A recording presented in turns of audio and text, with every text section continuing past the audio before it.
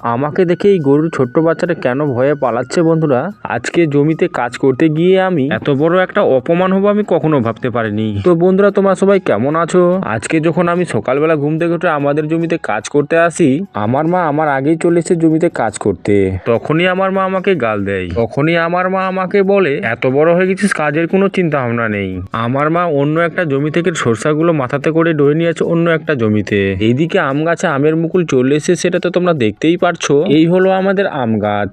এই বছরে আম গাছে সেরকম আমের মুকুল আসেনি। এই গাছগুলোতে দেখো একটাও মুকুল নেই।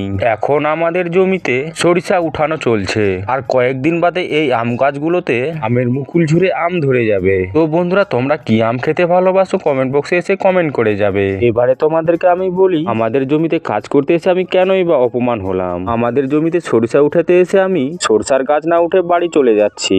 তোমরা তো অনেকেই জানো যে আমি একটা মুদিখানা দোকানে কাজ করি। ওখানে কাজে যাওয়ার আমার সময় হয়ে গেছিল। তখনই আমার মা আমাকে বলে, কাজ না করে শুধু ভিডিও বানিয়ে এখন বাড়ি চলে যাবে। তখনই আমার মা একটু আমাকে গাল দেয়। সেই কথাটাই আমার একটু মাইন্ডে লেগে পড়ে। শুধু কথাগুলো শুনে চুপচাপ মাথা নিচে করে আমি বাড়ি চলে আসলাম।